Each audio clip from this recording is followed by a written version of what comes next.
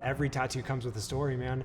I have ones from traveling. I have some that I've gotten with friends. But I do remember every single tattoo. I remember the tattoo artist. I remember what the shop smelled like. I remember what it looked like. Like there's these senses that are all put in to this memory.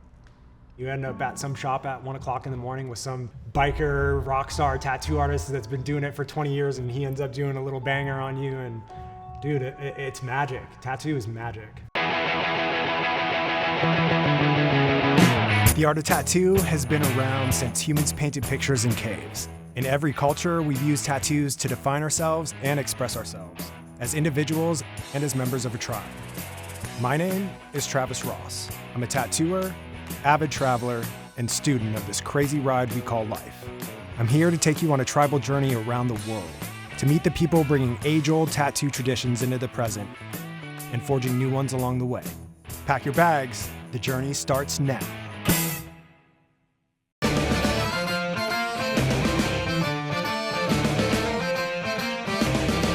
On this episode of Trybal Journeys, the crew is in Northern Ireland to connect with some of the young up-and-coming talent and the original female tattoo artist in the country.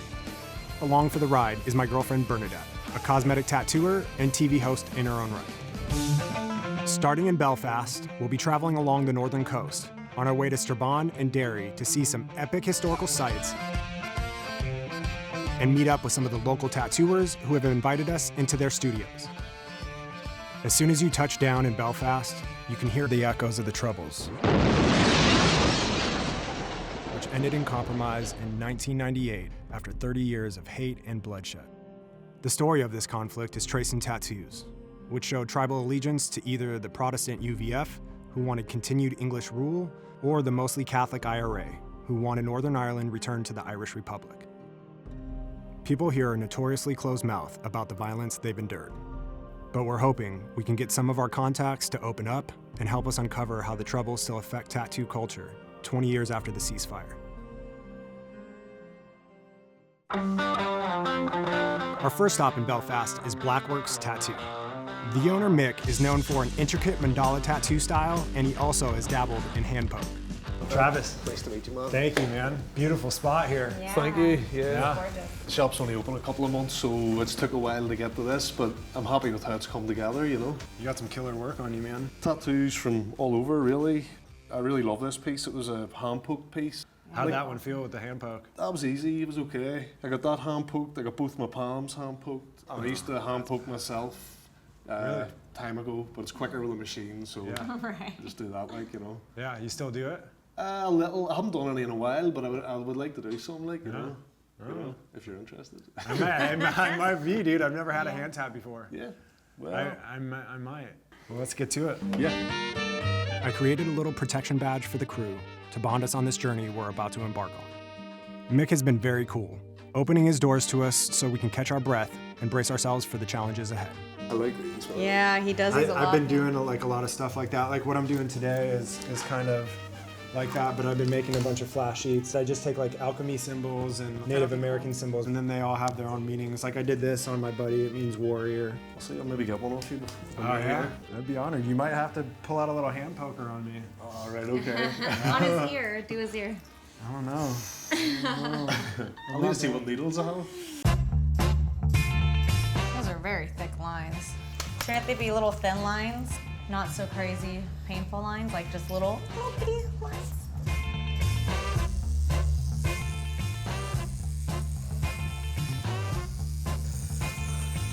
The pain is not like any other tattoo. No. It's Carnage. What was that?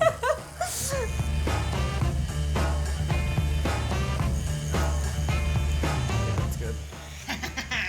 Looks good. I'm gonna tattoo myself. You're gonna tattoo yourself. Mick's busy, so I'm totally gonna take the white kicks off. Or put some bottle bags on your shoes. All right. You're not even bleeding. You should be bleeding, not bleeding. Boom. You're next. This is awesome. All right. You look the most relaxed out of all of those. You should add a little BFF on the side. Oh yeah. You're up, Mick. You're just as much a part of this, bro. Yeah. Yeah, you open up the shop, bro. Let's fucking do it. It's always a melt tattoo and a tattooer, isn't it? Yeah, It's like, oh, fuck. It's all good, man. I'm an easy customer. What was it like in tattooed in Belfast back in the day? It was like you walked into a shop, you kept your mouth shut. It wasn't like it is now. Yeah. You got your tattoo, you thanked the guy. Sort of worried you'd get your ass kicked, you know? What is it like apprenticing out here? Started working with a couple of friends of mine in a shop called Dark Moon, and I was like a junior artist there alongside my buddy. He's kind of like old school, cool as fuck, just salty old tattooer. Yeah. But he had a big hand in me learning to tattoo. My apprenticeship, I still sometimes don't feel like it's ended. You know, you're always learning. Did you start off apprentice, man, or? I apprenticed at a biker shop on Sunset Boulevard, right across from the Whiskey A Go Go and Nice. the Viper Room. Awesome. I had already lived a life in the streets and with gangs and all that, and I Yeah. was really trying to get out of that, not back into That's it. For me, starting out in Belfast, it would have been very easy to make money and blast up gang stuff, paramilitary stuff, flags, even football badges, and these are things that I've never tattooed once ever. I've always refused, regardless of whether it's Irish or British or anything else, because if you do one, you're going to have loads more to do, and it's not how I wanted to make my name, you know. Yeah. I wanted to create a specialist shop in a nice environment. I have a lot of friends that tattoo around the world, so to have regular guests in, because I think that helps with you learning new things. You know, if you see how other people work, or, you know, it can only benefit you really, you know. You're part of the gang, my friend. Yeah, boy. That looks cool as fuck, man. Now that Mick's joined the tribe, he's gonna return the favor by giving me one of his signature mandalas. When I was an apprentice, I tattooed myself in crazy fucking places, man. Like, seriously. This is dot work, so it's like a pointillism kind of thing, you know. There's some of them I do with lines and stuff, but I like doing them like this because they're kind of something tribal about it or something. You know, it's a softer style. But I always wanted to do this, so I just sort of stuck with it. I'm still hung up with what Mick said about paramilitary tattoos and tribalism, especially given my background with gang tattoos in LA. I wonder if this is gonna be the attitude we encounter everywhere in Northern Ireland. If it needs darkened, No, let me I like know. it like that. That's Yeah. what I wanted, a mixture of dots. I didn't want it all black. That looks so good. Nice, man. You happy, man? Yeah. Sweet. Thank you so much. Man, it's my pleasure. Serious. Mick is showing us a good time. First, we went to the Garret. It was full of energy, authentic Irish live music, and the most welcoming locals you could find in your first night of a new country. Then we had a small gathering and talked with some other tattooers late into the night.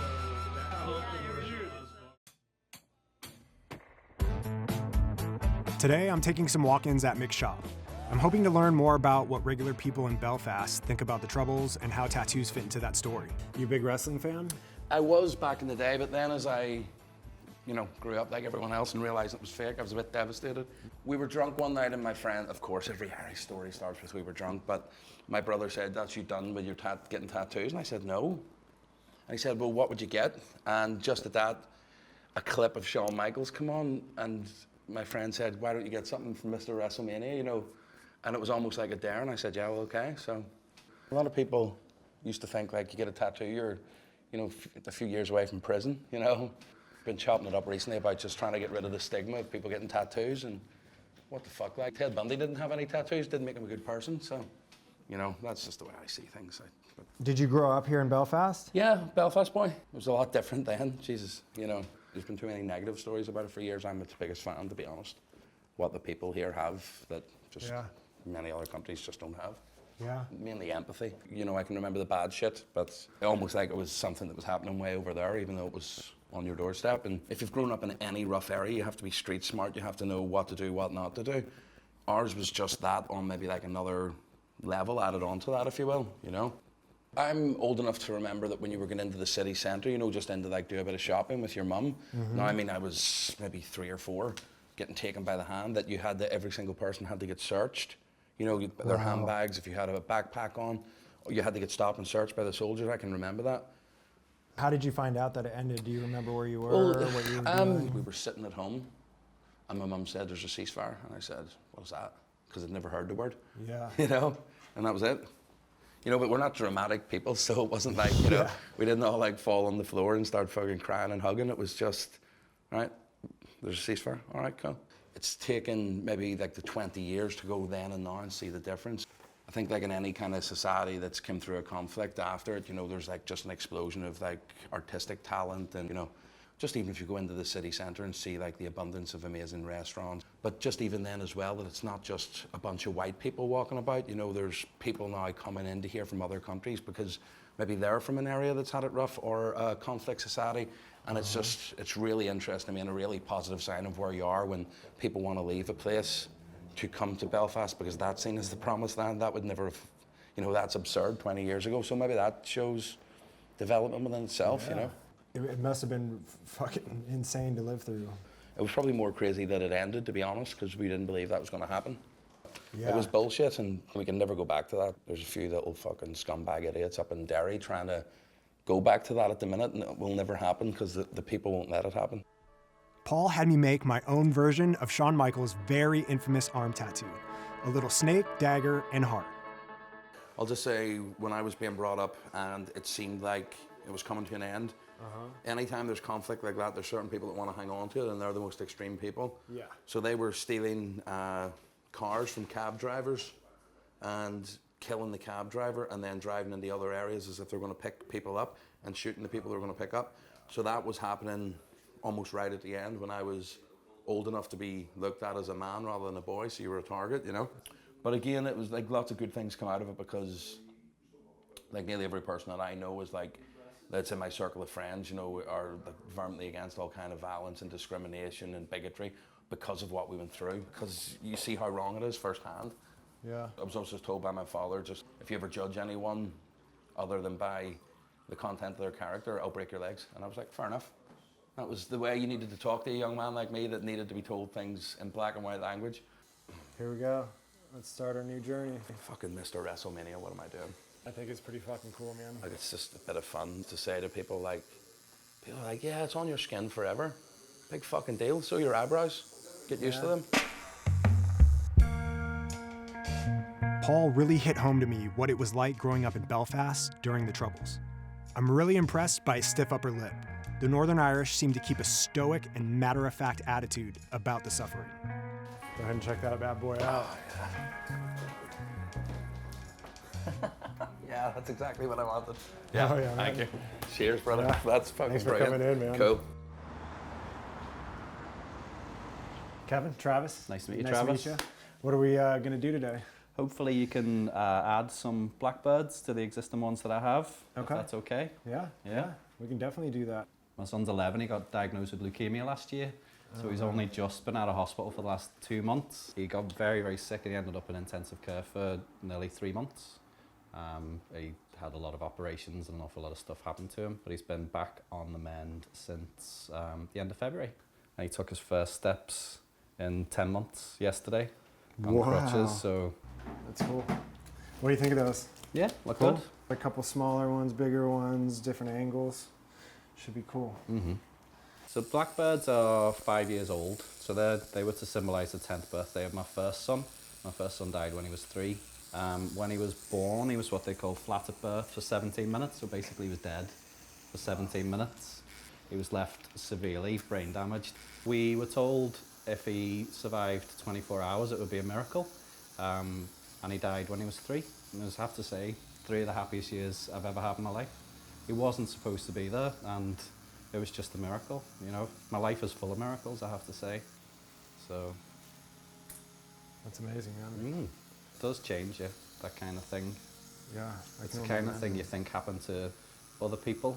Just realise how short life is, and you have to just enjoy it. Because if you don't live your life and don't enjoy your life, then you're wasting your life at the end of the day. You have a very unique outlook. It's actually pretty refreshing and awesome to hear. Kevin has such an amazing outlook on life with everything that he's been through. I learned so much from him. His story is a more private example of the kind of quiet resilience we're seeing here in Northern Ireland. I really appreciate you opening up about your family and, No, not at all. and all that. Share the story, you never forget then. It's a super inspiring story, man. I can see it, it looks awesome. Yeah. Cool. Thank you so much for coming out. No, dude. honestly, it's been my pleasure.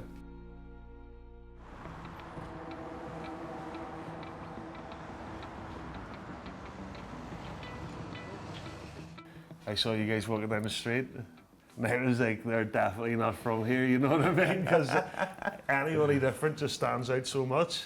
Yeah. Whereas I'm sure over there, you must just blend in, like everyone's, like, you know what I mean? What do you want to do? We're getting a script, so I was thinking manifest. I didn't know he had that, like, swear down, I didn't know he had that on his knuckles. Yeah, that's sick. Yeah. I definitely want it now. Yeah. Oh yeah. Definitely. Ryan is actually a super rad dude and definitely somebody I would hang out with back home. He wants to get the word manifest on his forehead, which I actually already have on my knuckles. So we became fast friends right away. So how long have you been a barber for? I actually used to be a professional rugby player. No way. Yeah, so I played for Ireland and Wow. Ulster. How many That years was did you play rugby? 12 years. I retired, I had concussions. So I retired with concussion, and then I was always cutting hair after training. It was always something that I really loved doing. And then it was just like a easy thing to transition into after. Yeah, it was tough at the time, like, you know what I mean? Because that was my identity in that. And then to have that and then not have it was like, whoa, you know, you find yourself on your own a lot. Do you know what I mean? And so that was the hardest thing, really. All right, dude. Let's Lay do down. it. Let's get this thing cracking.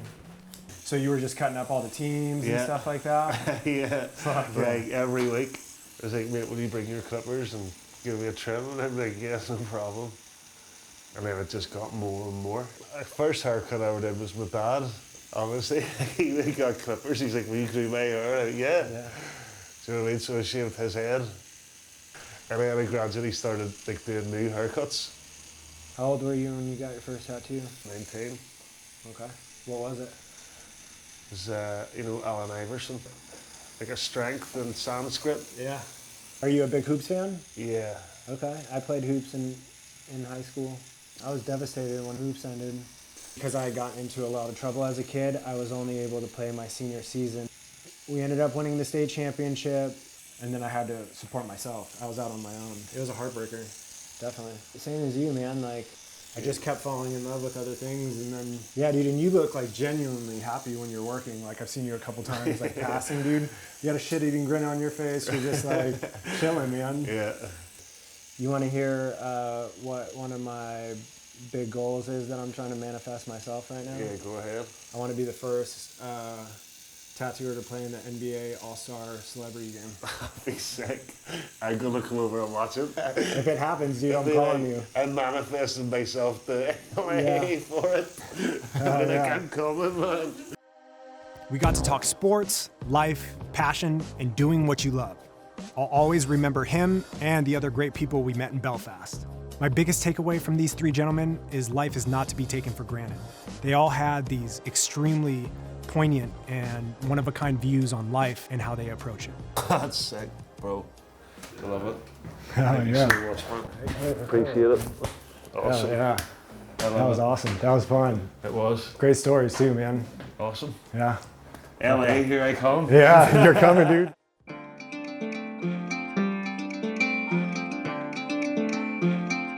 Driving along the northern coast is reason enough to come to Northern Ireland. The greenery, fresh air, waves crashing. I grew up at the beach, I'm in love with the beach, and I'm a surfer myself. But Ballintoy Beach is nothing like I've ever seen. We've got cliffs, islands, and seagulls everywhere. One of those bastards took a shit on me. It's no accident that Ballintoy Beach was featured in Game of Thrones, my favorite show. With its historic graveyard, Ballintoy Parish Church is also worth a visit. A must-see on the northern coast is Dunluce Castle.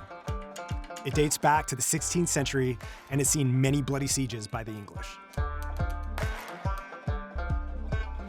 The site was a stand-in for Castle Greyjoy in Game of Thrones, of course with a ton of CGI. Giant's Causeway is one of the most surreal landscapes you'll ever see. Legend has it, a Scottish giant, Ben O'Donnell, built a causeway out of these huge rocks to cross over into Ireland. but destroyed most of it when he fled back to Scotland and Poole. The Irish giant, Finn McCool, posed as his own baby, making Benidorm terrified at the size of the father. We now know that the hexagonal columns appeared millions of years ago when lava from volcanic eruptions cooled and cracked.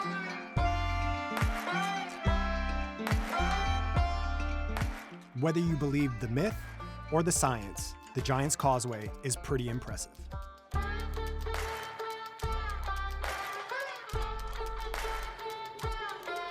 The dark hedges may also look familiar from Game of Thrones. This stately avenue of ancient beech trees also serves as King's Road on the show. Even tourists can't diminish the magic of this place.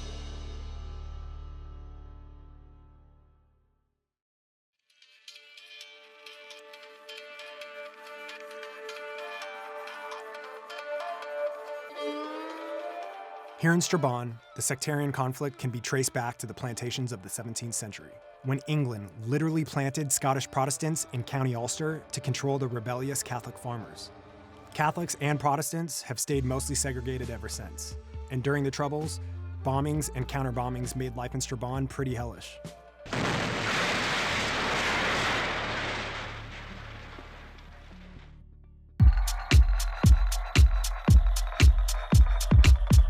We've come to Strabane to connect with Danny McKay, one of the best black and gray tattoo artists in Northern Ireland and the world. We've actually been internet friends for about a year, but we're just meeting each other for the first time, and we're here at his brand new location of Anchor and Rose. Nice to meet you, man. Yeah, talked quite a bit. Yeah. Your shop is nice. Oh, thanks. We've been open like 8 years in Strabane itself. Strabane's the most bombed town in Europe. Fun fact, I think it was like bombed like 300 sometimes over 6 years, right on a border. It was quite easy for people to do stuff and then go across the border. That's why there was a lot of trouble here. Fun story, when I first moved over to that studio, I'd already been open like a year and a half. The police officer landed in and was like, "Can I speak to Danny McKay?" I was like, "Yeah, that's me." And he's like, "Oh, we've been issued an official warning that you're going to be attacked today by dissidents." And I was here and I was like, "What?" Then that night, some guy with the same name, Danny McKay, was shot dead in Belfast. Shut up. Oh my He goodness. ended up getting shot 9 times. Thank goodness it wasn't you. Yep. Yep. It's lucky the police got the mix up and not them, so. I know, right? Is that what I said? Yeah. How long have you been tattooing for? Probably about 9 years. We were the first ever studio. And we're still going 8 years on, so can't complain. I'm not gonna lie, I told Mick that I was gonna tattoo you, and he's like, "You better not screw that one up. He's the best black and gray artist out here." He's being too nice now. Oh, there's my brother, Sean. How's it going, man? Nice to meet you. You get your palm done? I did, yeah. It's sweet. a custom rune sort of symbol that Travis designed. He did me at Mick's shop. He tattooed himself. Where did you get yours? Hands off. Where did you put this? Take my pants off a lot. Oh, yeah. Ah, class. Mick got one. Mick got cool. one. You might want to join the crew here. I'll get one, no bar. I'll get one. Where do you want to put yours? We're gonna be Palm Brothers. Spicy. I've been looking to get some on my palm for so long. I never knew what to get, but then when she said you should get that done, I was like, let's do it. It's the best. Let's do it. Yeah. Might not feel the best, but Oh no, it's brutal. But we're gonna have whiskey later. it's wasn't cured later, definitely. Very cool. Our little tribe is growing quite a bit here. Guys, this is it. This is where the tattooing's done. I love this upstairs. Yeah. We actually have a print from Mick for you. He gave it to amazing. you. Oh, Yeah, cool. for the shop. I was gonna steal it, but he remembered. It does say "to Danny" on there, so you know. We'll get it added to the wall for sure, yeah, definitely. Well, awesome. We got some appointments. She's got an appointment coming in soon. Yeah, and at 2 o'clock. Who wants to go first? Flip a coin? Oh, I'll go first. I can watch you cry first, that's okay. Sweet. Cool. Let's go. Okay, so yeah, do you want to hop on here? I'm going to map out your brows for you. Mainly powder brow. Okay, cool. Cool. Okay. How did I get roped on this? You ready for this heat? No, not at all. If I cry, it's because mine's is bigger than Bernadette's, isn't it? Bernadette's was pure small, like. It's done in no time. You ready for this? Yeah. Yeah. I've been trying to be a cult leader my whole life, and it feels really good to finally accomplish my biggest goal. I always knew you'd join a cult. Yeah, I mean, who doesn't want to join a cult? I want to eat applesauce with other people. All right, my friend. Here we go. Ay, no, Dios. How is it? That wasn't too bad.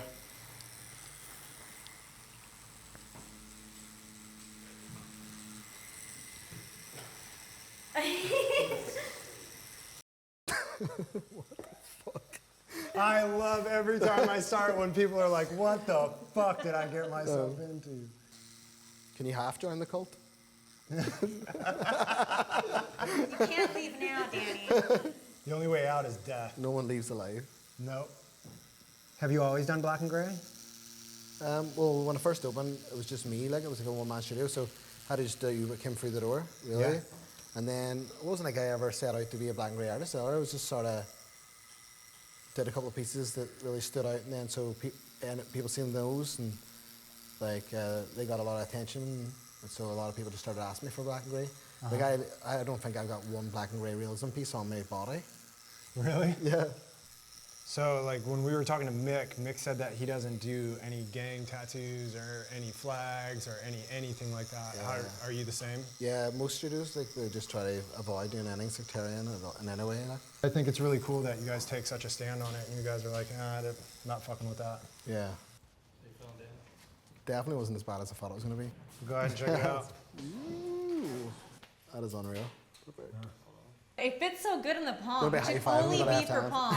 That's what everybody kept trying to do with it that night. They were like, give me a high five. They're like, in Ireland, people high five with the left hand. Class, huh? Love it. You're next, Andy. Let's see. Ready? Let's fucking do it. Let's pull some lines. What was it like growing up in Derry? People there are good, man. It is all about the people. They're very communal, so there's been that much trouble there. And with the troubles in Northern Ireland, everyone just wants the same thing. Just fucking live peacefully, that's it. How do you like them? I love them, thank you. They're lovely. Yay. Thank you. All right, dude, I think we're actually done. Fucking right. What do you think? Part of the tray, man. Yeah? There we go. Cheers, brother. Cheers, Get man. some whiskey in a second here. We'll make it really Damn official. right, man. I'm gonna pint after that one, man. Yeah. Cheers, man. Cool. Love it. Let me break it down real quick for you. I'm going to try and be brave and save Pam as well. What? Are you serious? I've never done more than one palm. You have to do it. Go. Okay, okay. Yeah! Strabanistan is real. Same palm and everything? Yep. Party time. There's a lot of firsts on this trip, but it's definitely the first time I've banged out this many palms in a week, let alone in one day. It's getting serious. Okay, you ready? Yeah, I'm ready. Here we go. I'll start where I started with everybody else. Okay. How's it? It's like somebody dragging a knife through my body. I know, right? These guys are crazy for getting this done. You're doing it too. I want Everybody- a bottle, and I mean a bottle, a big bottle. I'll get you a bottle. I think we're done. Oh, Cool, go ahead and check that out. oh. You made it. The tattoo community out here in Northern Ireland has been so hospitable. They just treat everybody like family. Everybody wants to take us out for drinks, and they all want to chat. But can we get them to speak more about the troubles? Are you guys religious at all? I'm brought up Catholic, but I don't practice. It's a very touchy subject around here, but Were any of your families pro either side very hard? everyone had people in their family who were like in that kind of movement, like in that kind of what happened. Everyone had to pick a side, like because there was no choice back then. It was the troubles, like you try to get them out or you got pulled in a cell. A lot of people, there's a lot of pressure on people too, because it's like, you think about it, they try to recruit them very young. So if all your friends and they're joining, and then they're like, oh, why the fuck are you not joining, you pussy, kind of thing. It's hard to find an unbiased view of what happened. Both sides done bad things, but they always talk about one side doing. They always covered up what the other side actually did. It's always IRA. Like no one ever actually dwelled on what the other side actually did. People's parents teach their children the wrong things.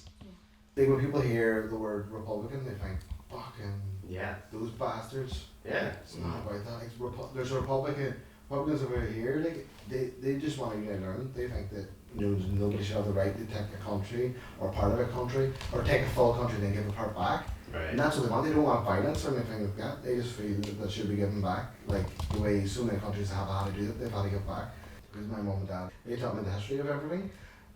Then there were some parents that thought, I won't teach my kids any history, and then they won't have any hate in their heart. But for me, that gives, if the parents are teaching them from a young age the proper history, then that means the wee shite bits of history make them ignorant and stupid on the subject, which you shouldn't be. Fair enough, Derry has its own history. Bloody Sunday, Project Motorman and Craig and stuff like that there. Like, different things have happened, but it's just the way people approach them and tell their children how it actually happened, why it happened. Don't let the hate kind of consume it. Just, it happened, put it behind us.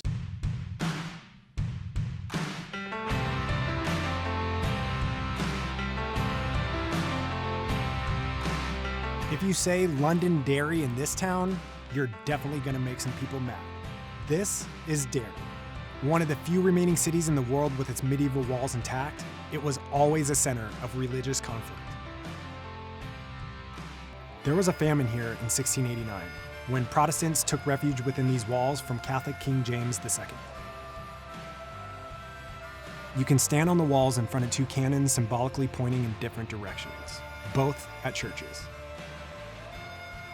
You can also look down to the point where Bloody Sunday took place in 1972, when British forces attacked protesters trying to assert a free Derry. You can still see the Free Derry sign, spray-painted RIP for a journalist who was recently killed by rebels who were trying to bring the Troubles back.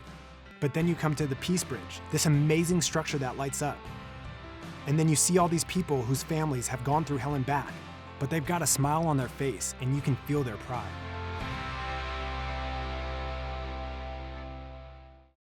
Maybe I'm so curious about the Troubles because I faced my own challenges growing up in Long Beach, California, surrounded by gangs, domestic violence, crime, and drugs. I experienced alcohol and marijuana by the time I was 10. I was arrested at 12 and in and out of foster care and juvenile detention centers shortly after. It took overdosing on purpose and landing in the emergency room to wake up with a new outlook on life. Waking up in that hospital and knowing that I might have been dead, I knew from that point forward that I was gonna go for my dreams like there was nothing else. Tattoo has given me a community, artistic outlet, and a second chance.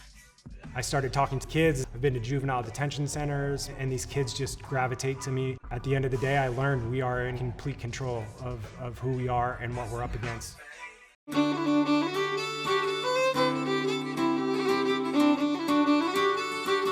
So we finally arrived at Skullduggery Tattoo to meet the legendary Helen.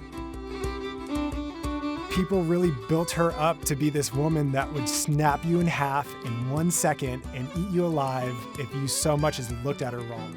Made me more nervous than I'd ever been in my life. Hello. Hello. Travis. Yeah. Walking into Helen's shop was a tattooer's dream.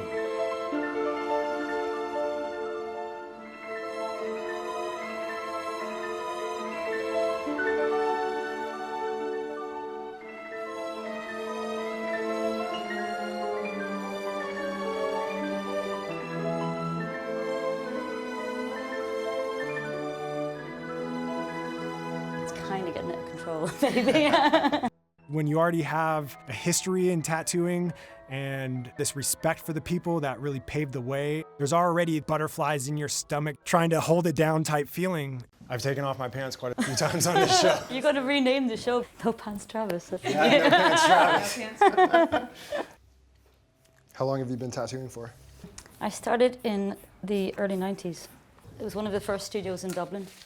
It was a rough little street shop, but they were great. They took a chance on me. It took me a while to realize that there wasn't other females tattooing. People would come in to get tattoos. They thought you were there making the tea. And they'd be like, no, I'm not. Sit down. Yeah, yeah. Do you feel like you were accepted pretty well up here when you came up here? No, I don't think I was accepted initially. I just thought the people were so brave here, what they were doing. It was a really difficult part of the world to live in because of the Troubles here. That looks great. What do you think? Yeah, I love it. I wear glasses. Hang on a second. That's awesome. And do you want me to bring you this cup? Oh, yeah. After a little while. Yeah. Ready? Yeah. Okay. There's something so satisfying though about the sound of the machine as well. There is. I miss pulling lines with coils. Yeah. Helen's old school. She uses coils. It sounded like a tractor trailer with a Grim Reaper behind it. And boy, did she let those things rip. Have you tattooed a lot of the tattoo artists out here? They're seeing me as one of the older tattooists. They're like, oh, we gotta get one from her. I'm like, fuck you. Not that old, come on. Like, it's not a normal walk-in shop. People are not gonna come in and look for football badges or paramilitary stuff, you know? Did you ever do the paramilitary or? Nothing paramilitary. Good. Yeah. I mean, I've covered up lots of it. I do think it's very interesting. I really wanted to do a project here about the social aspect of tattooing here, of like the paramilitary tattoos. But mostly what I found out is that the loyalists, they could get tattoos that said whatever they wanted. But the Republican side didn't really do that because they were under threat of being arrested all the time. So you didn't want to alert the police to what you were into. It's something that we really should be documenting. Yeah. And there was a lot of prison tattoos done as well. But it's very hard to get people to speak to you. It's kind of near impossible. Yeah. And why would they? You know, they've been under threat for such a long time that they're not going to open up now. I mean, there's so few people getting that now. You can see that times have changed here. But when I would be coming here, first of all, if you saw somebody with a paramilitary tattoo, you didn't want to even make eye contact. You know, scary fucking people. Yeah. Northern Ireland, and especially like Belfast, had a policy in like nightclubs and bars and pubs that you wouldn't be able to show any visible tattoos in case you were one side or the other. So the tattooing here obviously affected people's daily lives as well. And that went on for years. Like I was getting refused constantly from pubs and stuff because I had visible tattoos.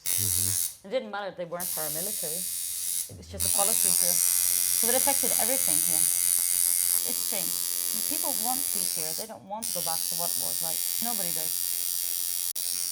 Nobody in the right mind does. Yeah. It's been good seeing all the changes here. Nowadays, I think there's an amazing freedom with styles and choices and so many amazing artists you can get work from. Yeah. But you go to a convention now and like nearly half the booths are female. I think tattooing is losing a little bit of its macho imagery. I'm not saying that men can't be caring, but you know, I think women take time to be a bit more attentive during the tattoo. What inspired your style? Because you definitely have a very unique style. All things dark and fucked up. Yeah. Hell yeah. Outsider artists, so folk art. My taste and inspiration comes from all these different places. We didn't have exposure to other tattooists, really. Very isolated. So whenever you came across like a magazine or a book that was like Tattoo Time, it was the Bible. You know, it was so inspiring to see anything like that. And that made me want to go to Samoa, to travel to Japan and go to all these different places. I had to see it for myself and experience it. When you see how special the tattooing is there, how sacred it is, how important it is to their culture. I mean, for me, the folk art aspect of your work is kind of spiritual, and the way that you make your pieces with the surrealism, they have this flavor along with your studio. Like, it feels magical. That's the only way I can really explain it. It's cool. Thank you for It's very cool. But for somebody that's searching for a style, do you have any tips, tricks, pointers on how to really excel? And know the techniques, learn that, and then be able to bring your style into that. I think that because we're so saturated with imagery and on Instagram and all the social medias, like you can't think for yourself anymore what it is that you like. Even you find what's popular rather than maybe what's instinctual for you. Like I've said before, I think it's all kind of gotten a bit crazy out of control, and people forget. This tattoo is yours, it's not mine anymore. You know, once I finish it's yours. And that's what we should be happy about. I'm extremely happy. Well, that was a very leading question, wasn't it? Yeah, you led yourself right into that one.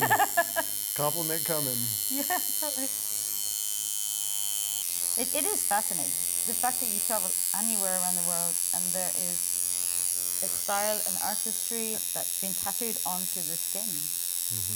I mean, it's still one of those mysteries, isn't it, as to why humans started this in the first place. Why we feel the need. You can answer that right now as you get I mean, it's connection. Especially this one, it was to connect with you and to talk with you. Yeah. I've been tattooed in so many different styles. I've seen so many different techniques. And there's no better way to bond with another tattooer, I feel, than sitting here and getting tattooed. And then the conversation always ends up being a lot more real, I feel. And you end up really getting to know a person. And how's she looking? I have to look at it. oh, I fucking love it. It was not that bad either. It's fucking That looks amazing. Thank you so much. You're very welcome. Just for this whole experience is amazing. Truly. I didn't cry. I didn't cry. You got me all tears for the cup. I feel like I failed. Just when I thought I was off the hook, I come out of the bathroom and everybody's looking at me and they're like, you're gonna tattoo Helen. I lost my shit. We're gonna tattoo Helen right now. We're gonna throw the projection badge on her. There she goes. Fucking hate you. Do I have joint title with you now, Bernadette? Queens of the tribe. Yeah. There we go. It's my machine you're tattooing Right. me with. I was shaking and I didn't want her to see I was shaking when I was putting the needle in, and I just kind of threw it in real quick. God, the pressure's on. So it's a bit of a weight difference for you right now. Oh, definitely. I haven't felt the weight like this in a minute. Yeah. Probably 2 years. Yeah. You sure you're up for it? I know.